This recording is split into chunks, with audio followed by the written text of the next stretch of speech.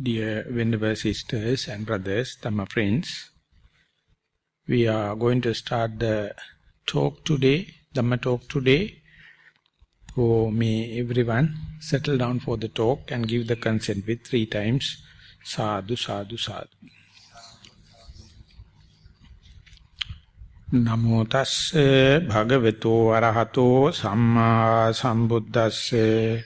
Namo tasse bhagavato arahato samma sambuddhasse. Namo tasse bhagavato arahato samma sambuddhasse. Katame tayo dhamma pahatabba tisso tanhati ti. Dear Venerable Sisters and Brothers, Dhamma friends, we are going to take the Dhamma talk time in order to develop some of our theoretical understanding or book knowledge about the thing we are doing. So to start, or before starting the day's talk, I would like to give some kind of a emphasis on how can we facilitate our own meditation retreat, and what are the conducive conditions we must make sure before going to the day's topic. So therefore it has become a customary in each and every retreat. I used to give a briefing about a particular discourse delivered by the Buddha, known as Anuggahita Sutta, that is to say how one should facilitate one's own meditation or one's own solitude. And in this particular one, the Buddha reduced to all the Anuggahitas. Anuggahita means how to facilitate into 5 aspects, so that easy someone to remember. And in Pali, in the original language, it says Sila Anuggahita, Sutta Anuggahita, Sakacha Anuggahita, Samatha Anuggahita, and Samadhi Prajna Anuggahita. First, the Sila Anuggahita means if you wish to have kind of purification in your mind, or rather straightening of your wrong views, to reach the goal, you must have a certain amount of virtuous moral conducts. Otherwise, without making you a moral person or moral responsibilities, difficult to proceed further towards the purification of the mind. So therefore, when and where someone is seriously expecting kind of a purification of the being, or to straightening one's own view, he or she must understand, must have a certain virtues, certain cultural background or upliftment or responsibilities. So that is why the Buddha, before mentioning the detail, he says each and everyone must have kind of a restraint, physical and verbal, and that is a must. And the second part is there should have a certain amount of theoretical understanding or book knowledge. So therefore, after you observe precepts, you must have kind of development in your theoretical understanding. Or at that time it was just listening. Nowadays we can say it's a book knowledge or theoretical knowledge. The third aspect is there should have a dialogue, or there should have interviews, there should have a discussion in order to promote your development in the mind or purification. And the fourth aspect is, with all these facilities, all this, after facilitating with the moral conduct, certain amount of theoretical understanding, and certain amount of discussions and question and answer, you must practice samatha or concentration meditation. It's a separate section. And equally, wisdom training. So with all five come in contact with or come in equilibrium, then only the mind can proceed. So if I am to give an example, it says, when you are coming to Nissarana, you are just passing this paddy field. Nowadays it is with paddy, and because this is well enough rainwater is there. But only one season they can do. Other times, field is fairly dry, so they are going for vegetable gardening, upland training, upland farming. So imagine a person going to have a vegetable plot in this paddy field. Under such circumstances, before going to all the other detailed approach, he must put a fence around. Otherwise, all the stray cows and other animals will come and destroy all the saplings, all the plants, very soft, and so they can come and attack. So first and foremost, one must have a fence right round. In Sinhala we call Danduetta. It's made out of a locally available material, and fixing the fence is very important. It is something like your moral restraint. So you must have, otherwise there will be a lot of pests, a lot of parasites. So you must have a fence. So the way the local farmers used to do it, in the thicket of the forest even the elephants can't break it. They are making it in such a way, they just set fire. That's the way they were used to practice. And then remove as much as, so they chop the trees and set fire. And the big trunks, they are set in such a way, it appears like a trap.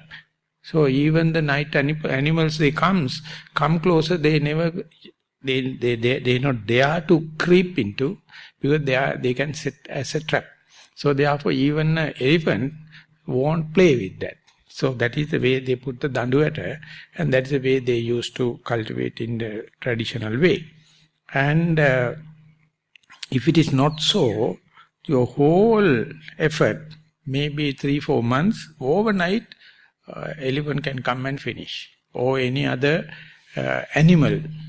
They will be very happy to go and eat all the crop. So therefore the farmer has to fix, knowing that the roaming animals, the daytime and during the night time, always there. So likewise, whenever you are aiming, whenever you are looking forward to have a spiritual life, you must start, or you must have a fair understanding and consideration about the moral restraint. So that is what it is called Silanukahita. So we are now in the 154th retreat, and we kept the 8 precepts as the base. And going deep into this Silanukahita, very famous Sayadaw, or very famous teacher in Burma, Maha, he says the Buddha generally mentioned about the Silanukahita, but he never specifically mentioned how much of precepts, how much sila you must observe.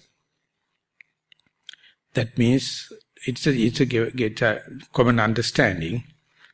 Country like Sri Lanka, the Buddhists are considered as 5 precept holders.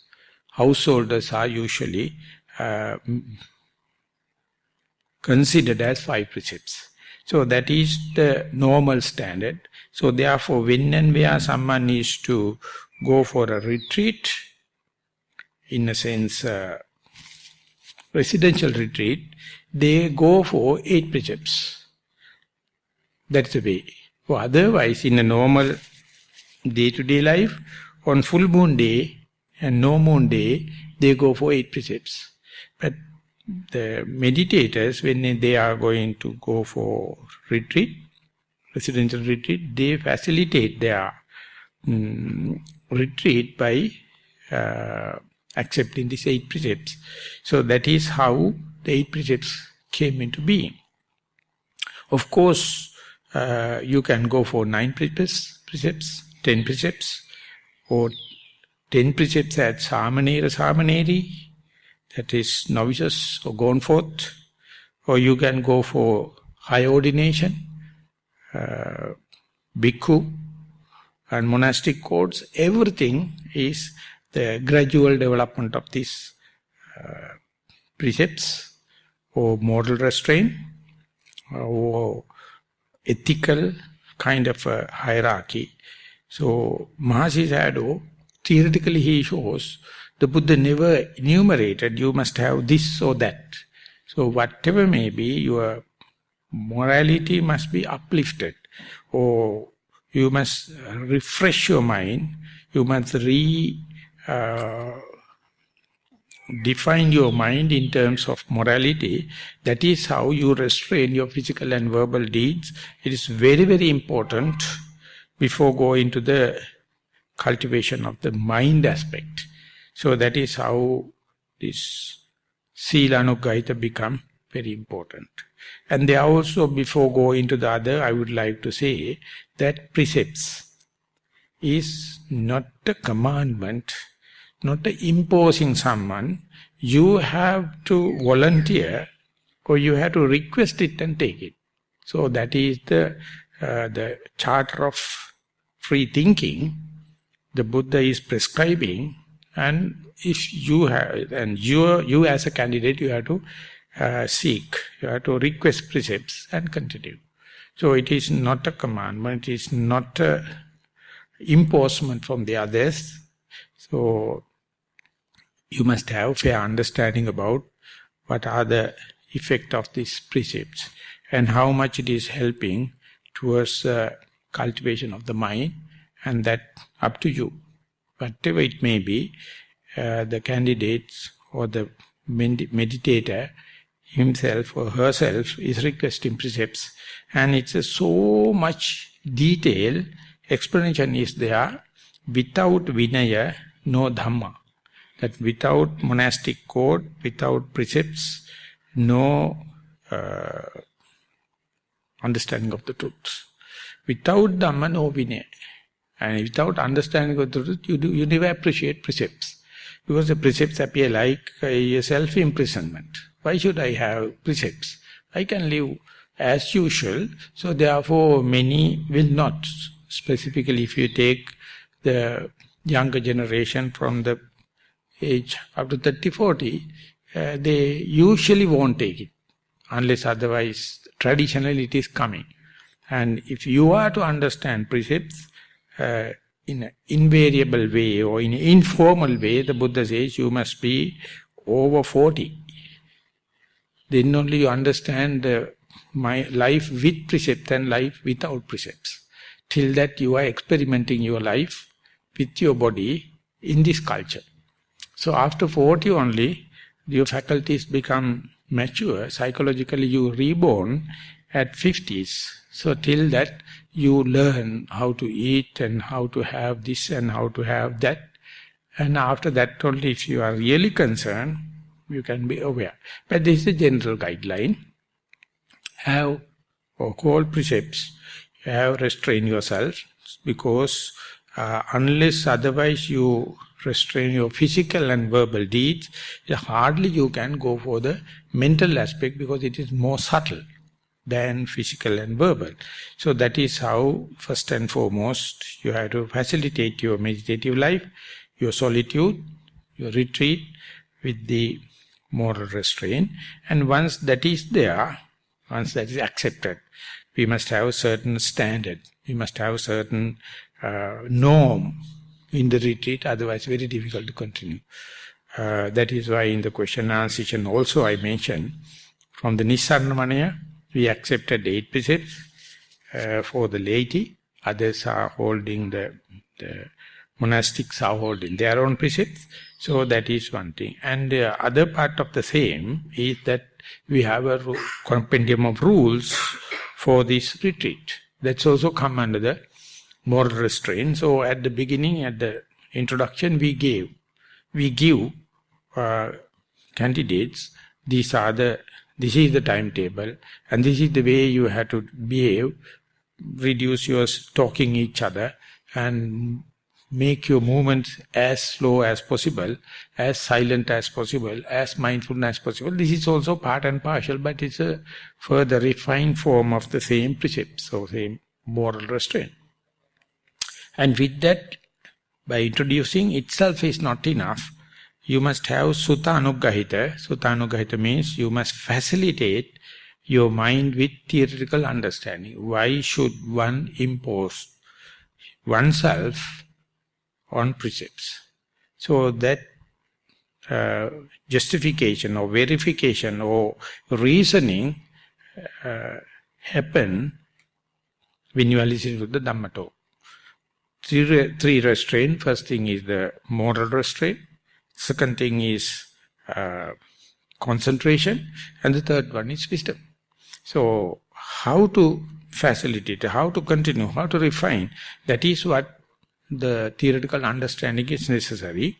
If you go back to this vegetable plot again, the later commentators, they say, even though you are depending on the rainwater, there is no irrigation water or sprinklers or as such, you have to do it on time. And before the onset of the rain, you have to plow the land and make it clear within the fence, and then sowing of seeds must be well timed. It must be seasonal. And they know, local people, they know. And that is how saplings will come, germination happen, and the plant, the small, this thing will come. When it is coming, it must have some rain, but even then, if the land is not even on the upper areas, the succulent plants may suffer due to lack of water. So therefore, farmer has to pour little water into the necessary or dry areas on the mountains, small heaps. So, and that must be occasionally you have to do, and you have to understand the plot and see these plants need specific water. Others are in the low-lying area, they can have groundwater. Likewise, in the meditation, you have to give theoretical understanding just like watering plants. And there are also, Pandita Sayadaw, who is in Burma, he says, overpouring water will kill the plants. If you're going to put more and more water, the water table will go up and the roots will die off. You can't understand why. So therefore, theoretical also, it must be pragmatic, practical theoretical aspect, not the theory for the sake of theory. And present day, many are with too much of knowledge. And therefore, very difficult to come into the single fold instructions. Their mind is searching this and that. So, the many are going to interpret the knowledge is negative to meditation. Because when you are going to search in terms of book reading or listening or whatever may be the teaching techniques, our mind is very happy to learn many aspects in theoretical sense, rather than practicing, rather than put into practice. So therefore, present day, due to the technological development and others, so much of theory, everyone have the access to theory, so therefore there's no special necessity to teach. Therefore many places we can see set for theoretical understanding degrees and PhDs and diplomas, huge. So much so, less and less attention to the meditation. They are very happy with the theoretical understanding, and it is going to give you different degrees and jobs and qualifications and all the kind of thing, but meditation won't give that much of. So therefore sometimes really make the situation imbalanced. But even then, who Pandita Sayadaw used to say, theory is not always disturbing if you know where to use it. Always keep the practical side first, direct touch first, and take the theory in order to explain it rather than putting the theory before the practice or putting the cart before the horse. And that is a pathogenic situation in meditative circles today. People are going behind theory, and the problem is not lack of theory, but the too much of theory. So you must understand theory in a pragmatic sense, practical sense. When you are practicing, why the morality is necessary, why the certain amount of knowledge is necessary, you must feel its pragmatic value. So whatever may be the Buddha, after the Sila, he prescribed theoretical understanding. And the third aspect is the dialogue. Not the one-way teaching, the dialogue or discussion or confrontation among the meditators. So if you have any kind of a doubt or perplexity, uncertain situation, you must raise the question, and then the other person, if he or she is really understand the question, can share. So this is the normal discussion is happening. But in meditation, it is called in Sinhala, we call Kamatahan Suddha Karnawa. That means it's a must. When you are practicing, you must report to the teacher. And the way you report, understand the teacher, the situation, and then if it is a possible case, he can give instructions, refined instructions. What is given as the basic instruction will be refined according to his or her character, his or her episode. So that part, how to report to the teacher, present day in the meditation centers, never consider as a very important aspect. Teacher is pouring and the disciple is maybe contemplating or brainwashing and thinking, I am so and so. And even if he or she is reporting to the teachers, reporting in order to boost their egotistic way and misunderstanding, and therefore direct reporting to the teacher is very, very important. Even though we are living in this IT world, information technology world, we are utterly confused. We are utterly do not know what to tell.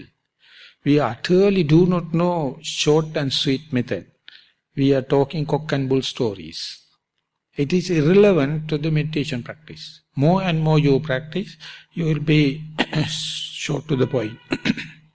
Not that it is that utterly you are not talking. You must talk to the point.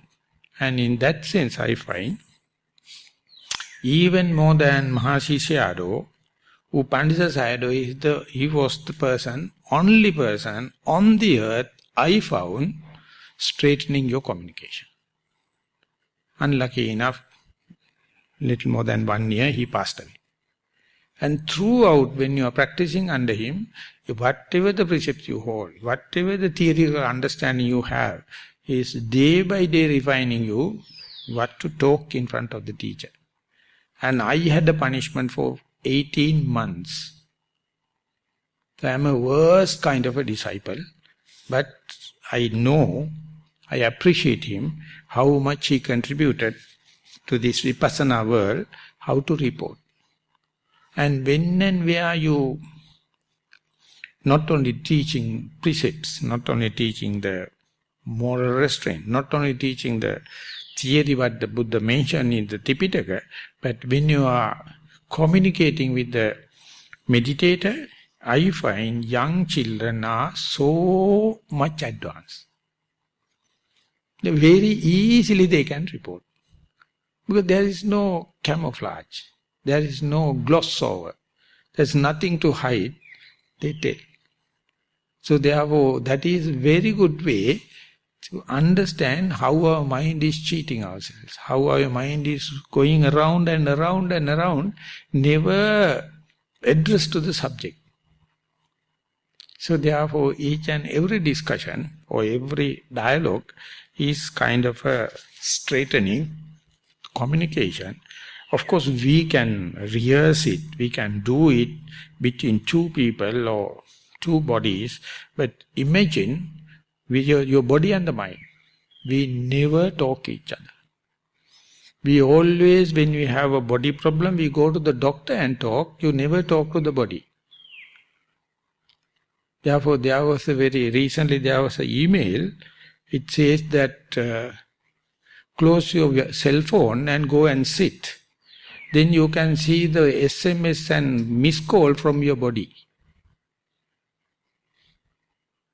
So much of missed calls come and stop. Because you are so busy about the phone calls and the SMS outside, you never listen to the body.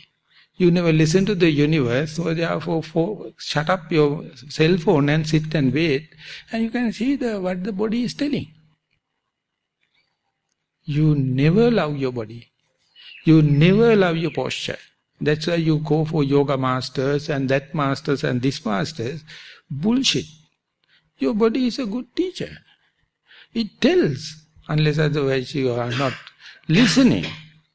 So, and further when you go there, it says the left hemisphere and the right hemisphere of the brain never talk to each other.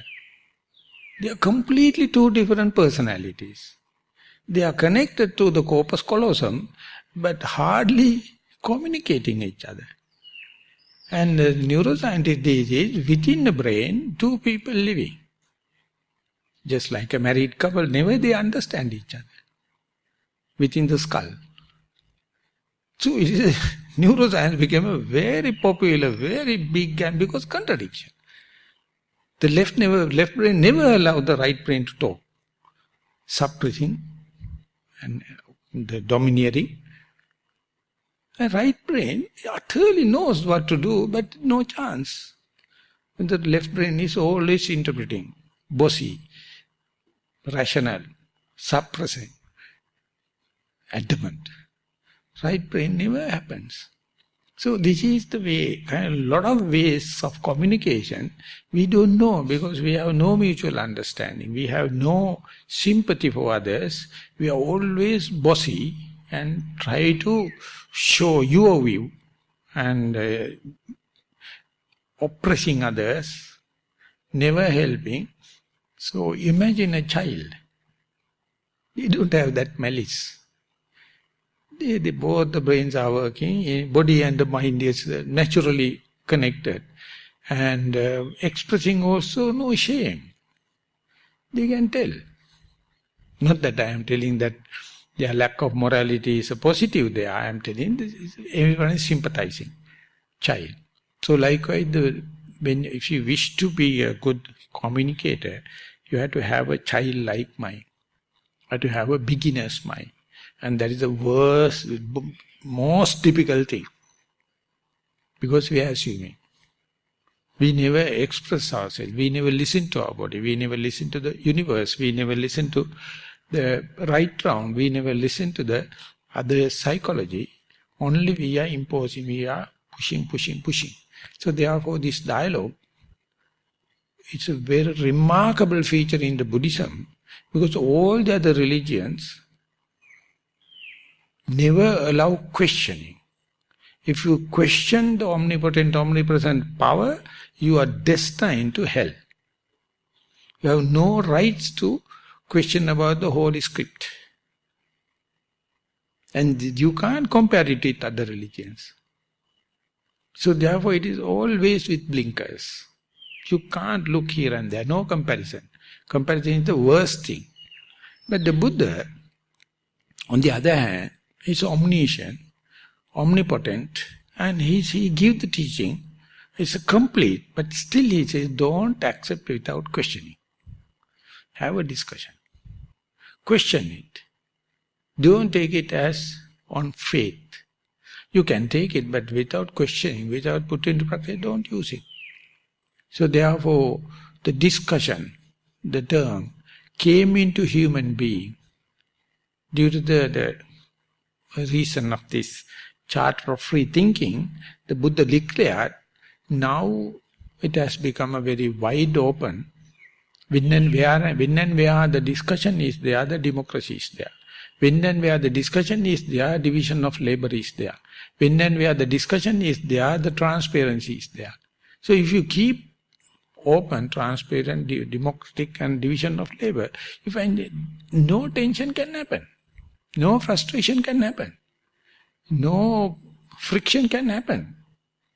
So we have no trust to discuss and expose. So that is why when we live together, sit under the same roof, and after a few days' time, if our goal is common, and we feel like more than family members, that's called Dhamma family, and we feel like sharing, so much of release, so much of lack of tension.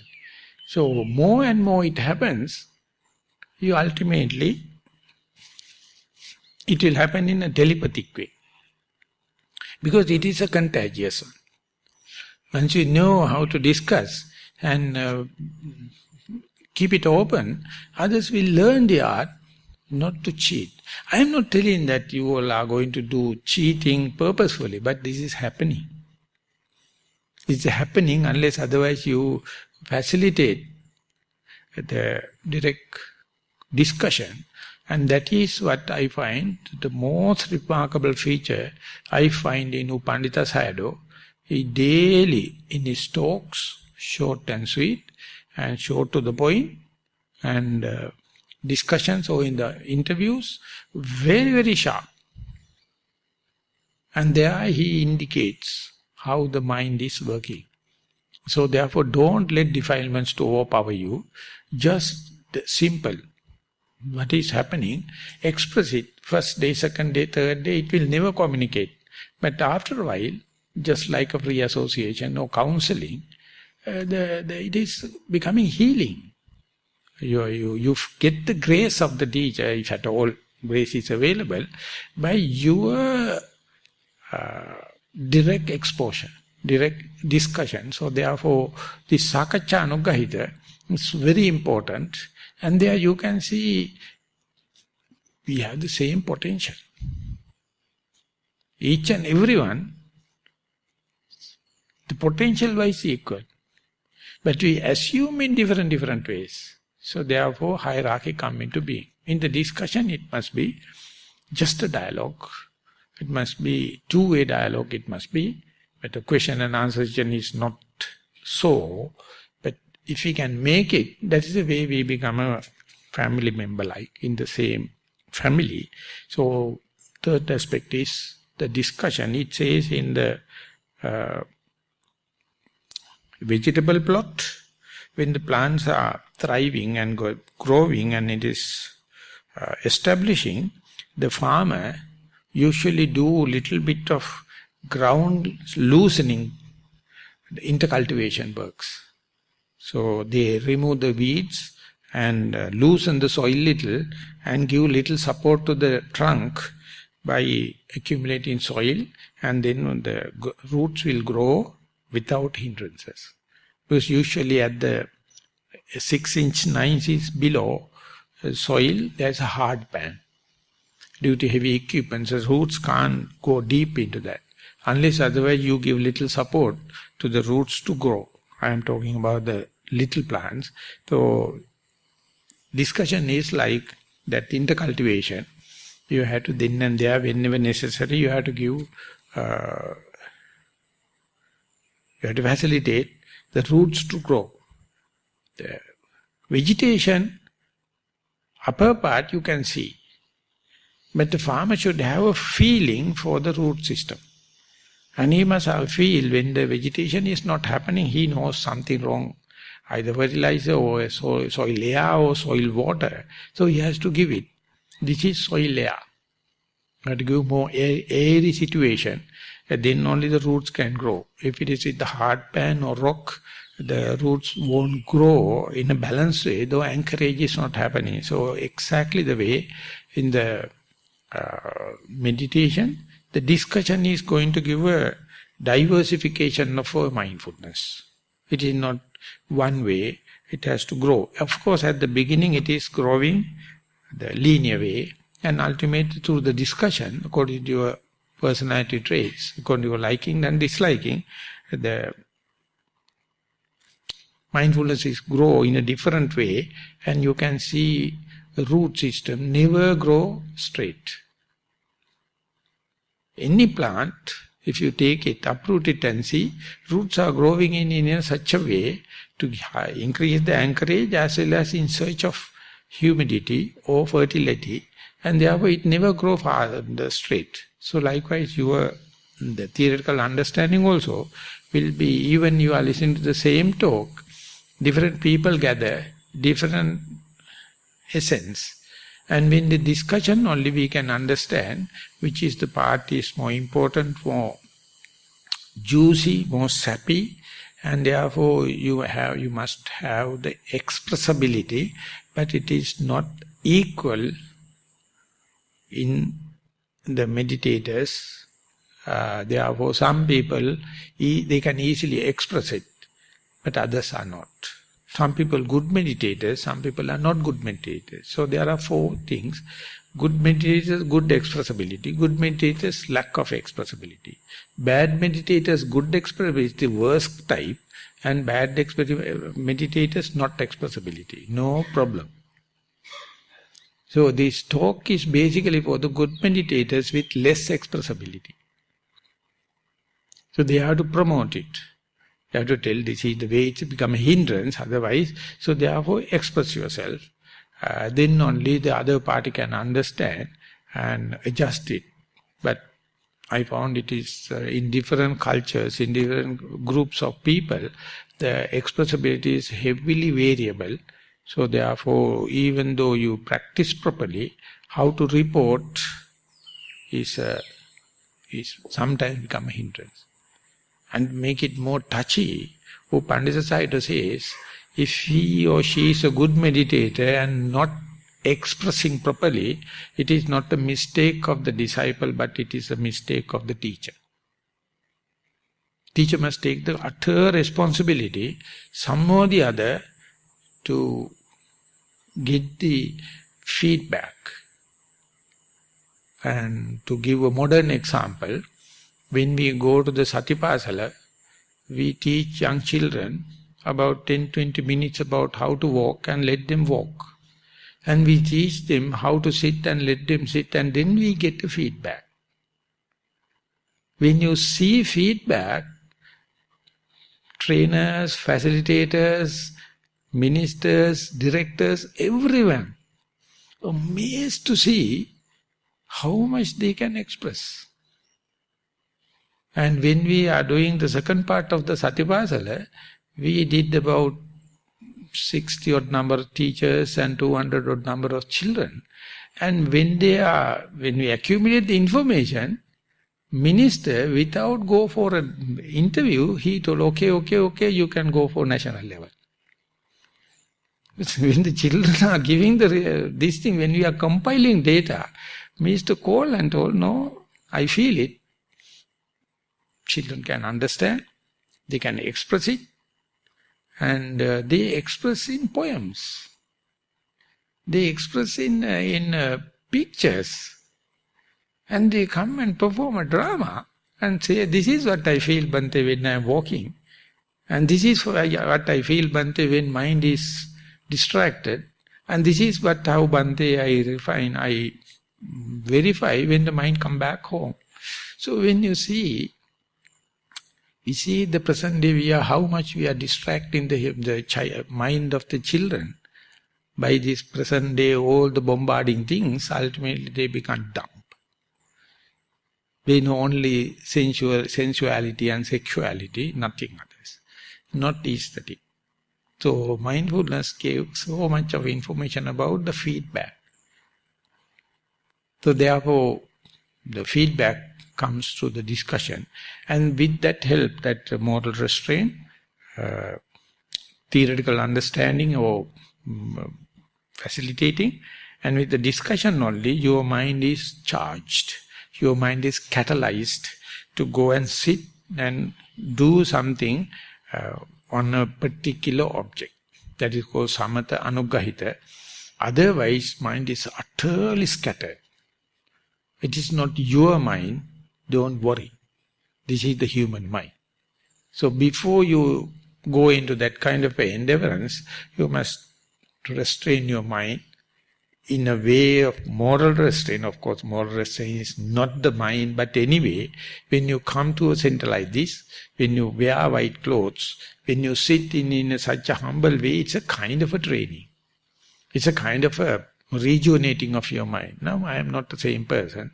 I am among the meditators, and I am meditating like mind is ready. And then theoretical also must be sharp to the point, and this is what you should look into. This is what you should report in the discussion.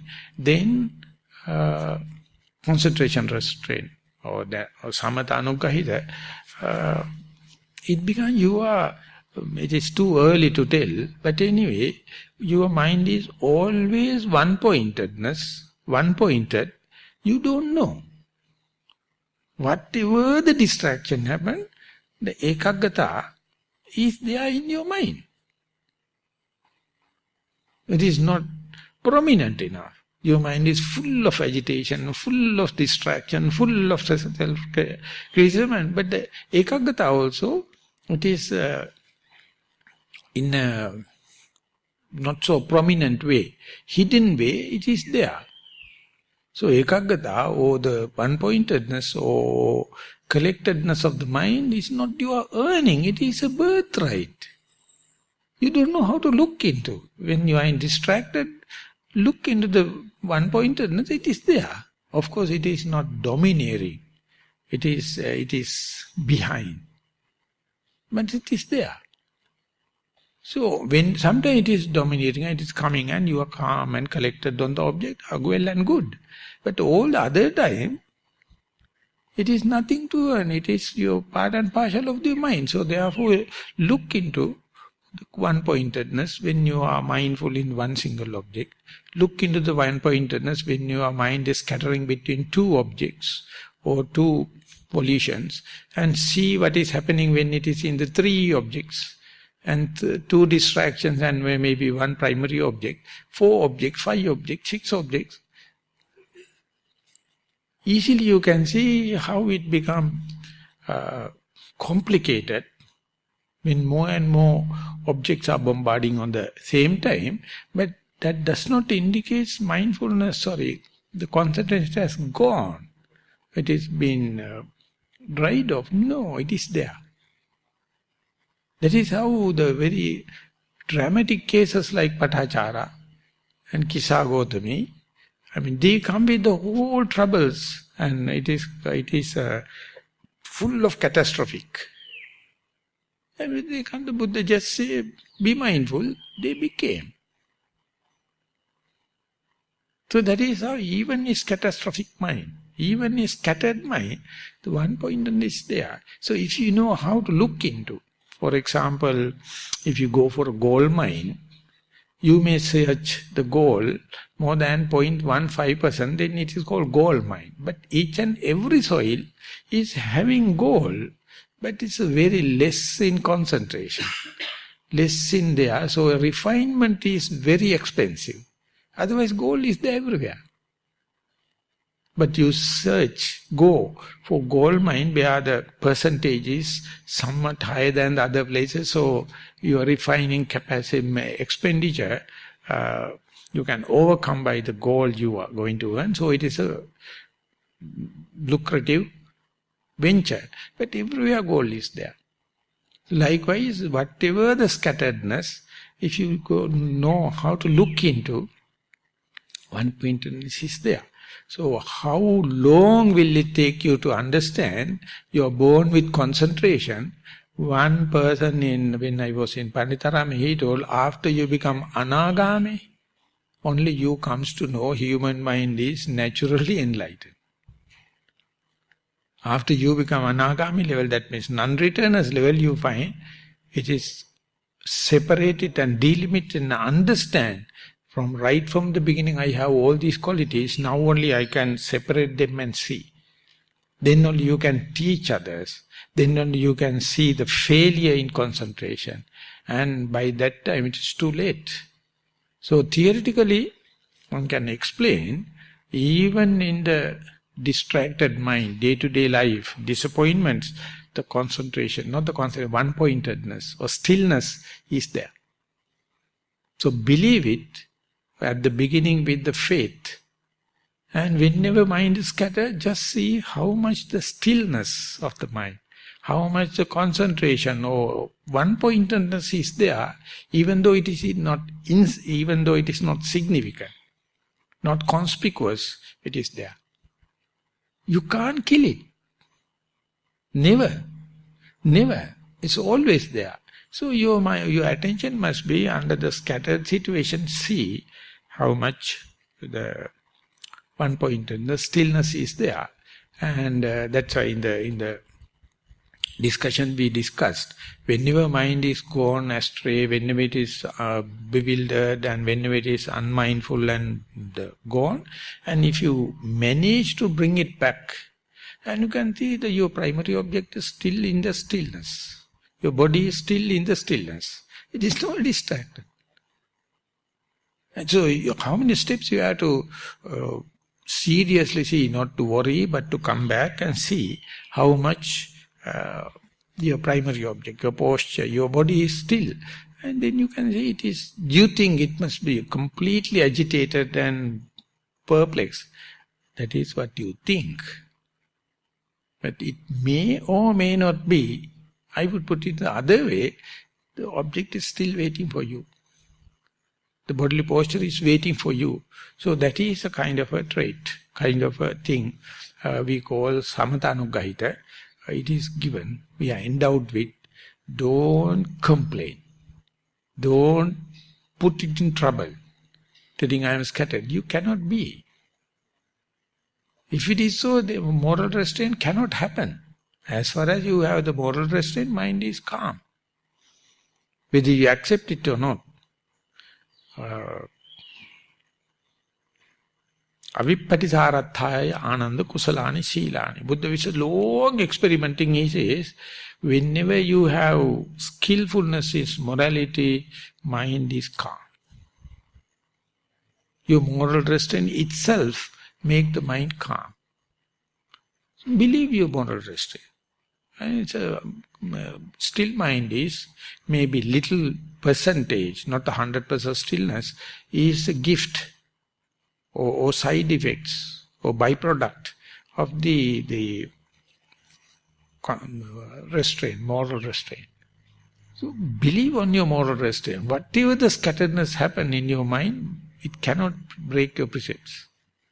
Never. And the fifth aspect is the wisdom restraint. That is to say,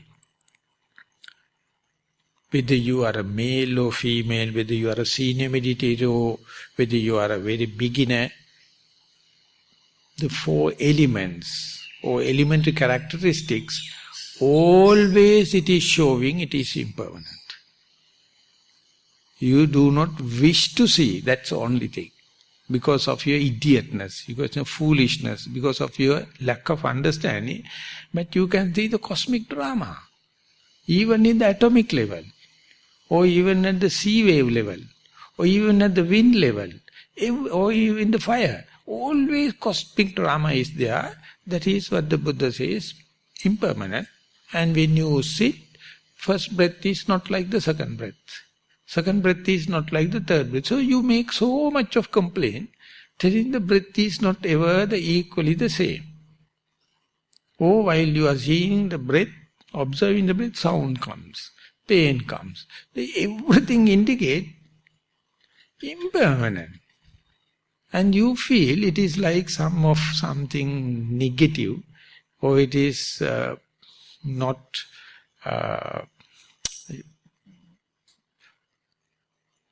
you are not a good restraint, That is why it is happening like every time. Each and every time something different happens, you lose your faith. So, but the wisdom is first and foremost thing in the phenomena or experience is changing nature. So therefore it says in the discussion, just report what you observe rather than complaining this and that. Always you complain, I sit for 18 years or 16 years or 16 hours a day, I can't catch the breath. But breath is catching, nothing to worry. Otherwise you would already dead and gone. It is happening. If it is not there, see what is available. Just report what is happening. Our mind always have what should be, what it must be. So that is because of your wrong theoretical understanding. You never report what is happening. Always you have some disappointments. What is happening is not up to your egotistic trip, not up to your conceit, not up to your craving. The wisdom training is the day you adjust yourself to just to report what is happening. It says, the scattered mind is, no, you are not responsible.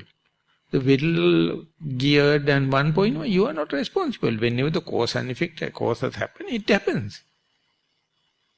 If it is not so, if it is no wisdom training, you attribute to someone. You attribute to yourself, or you make self. Then always it is fabricating, then storytelling, then so much of fabrication or proliferation of the mind. So you have to find someone, internal or external. So instead, if you see it is elementary characteristics, they are always dynamic, never go up, never goes down. It is before your birth, it was there.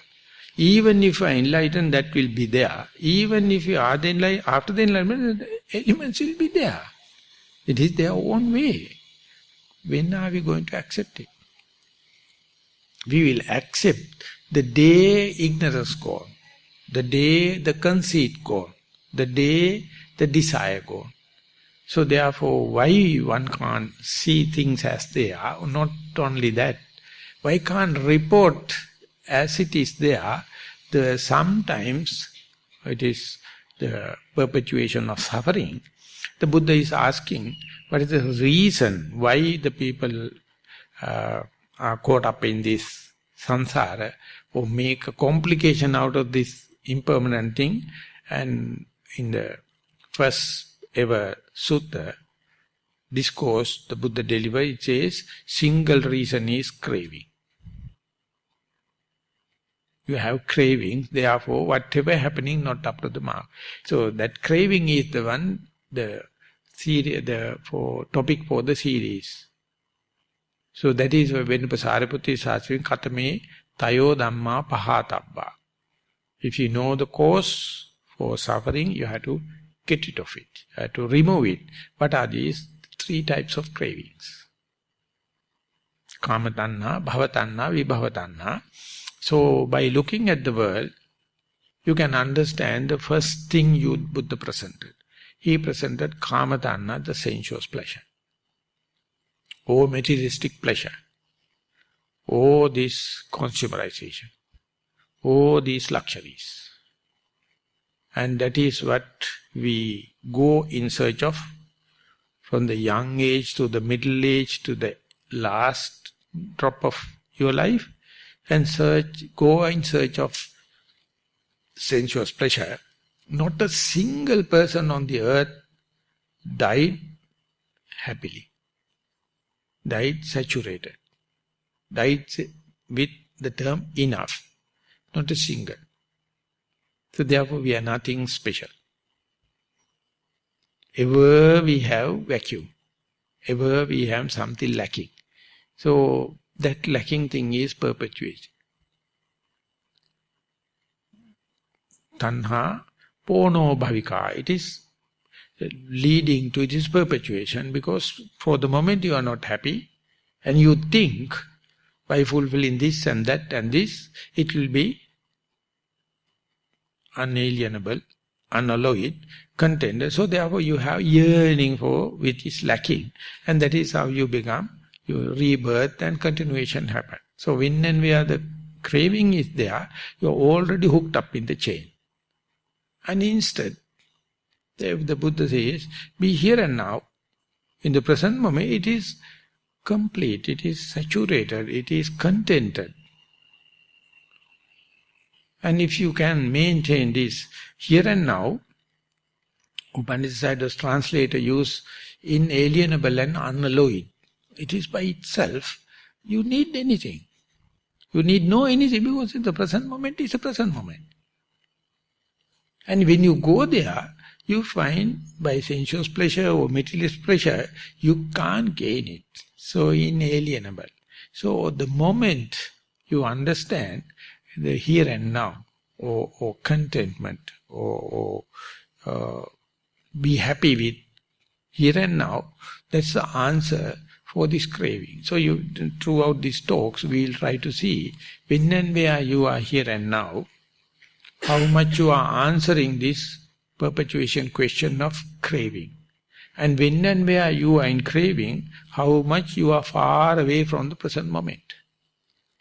And within a day, how many hours we are investing for craving, how many hours we are investing for the present moment. How unfair, if you know it, not due to simply your will, not due to your decision.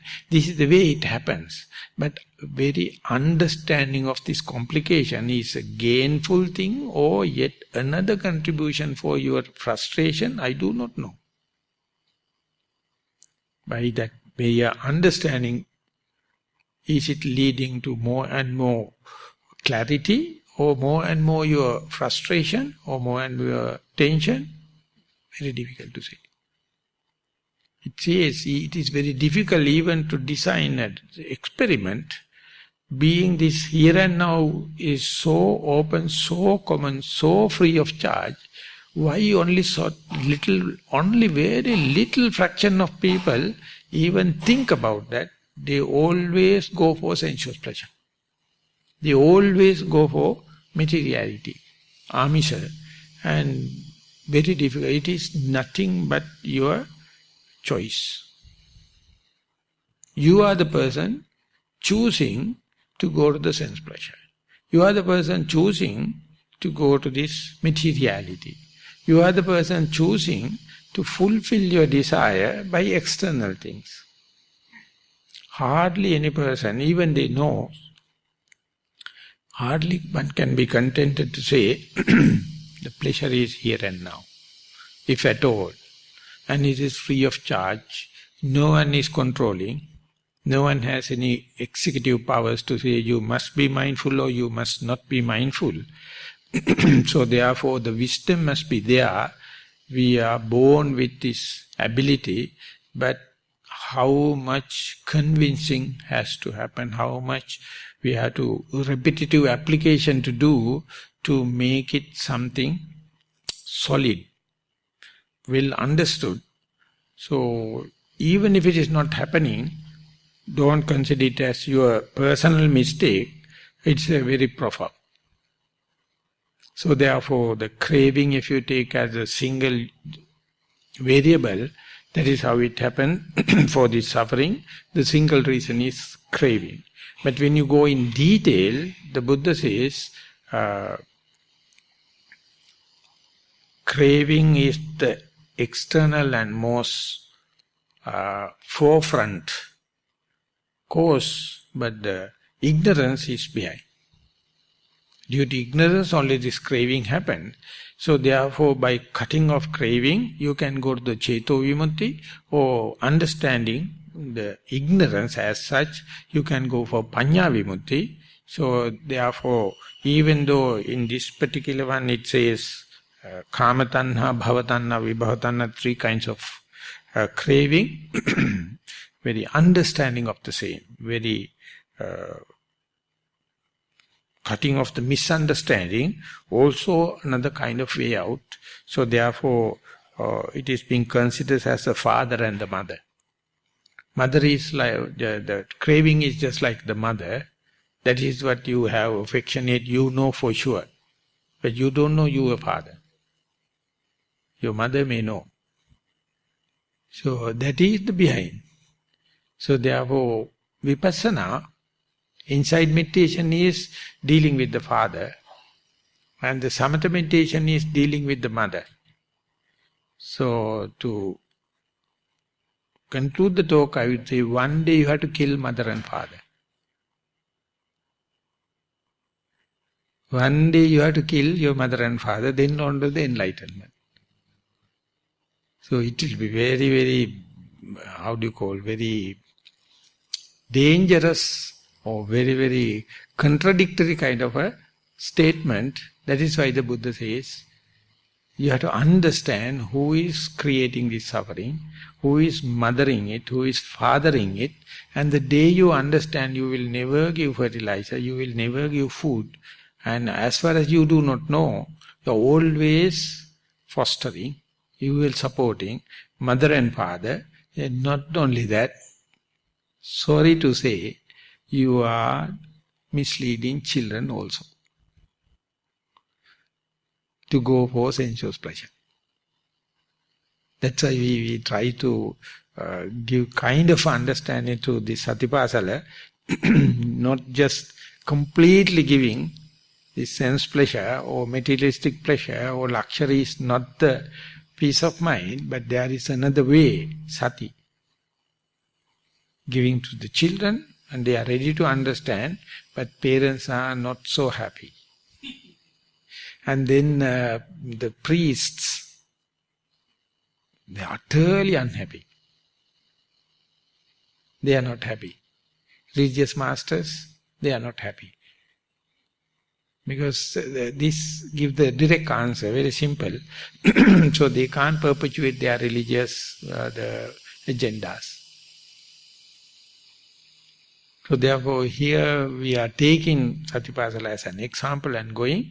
So we have to understand the mother and father, we have to wean them off, we have to drive them off.